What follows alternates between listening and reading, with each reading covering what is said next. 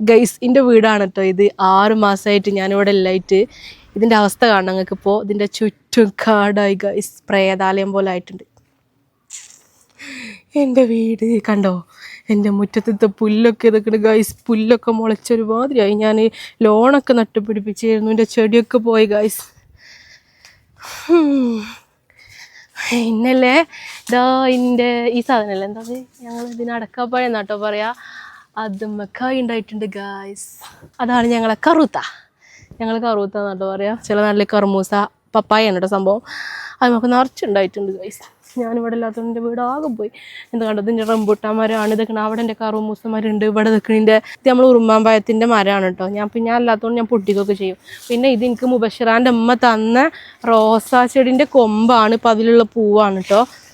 പാവല്ലേ എൻ്റെ വീട്.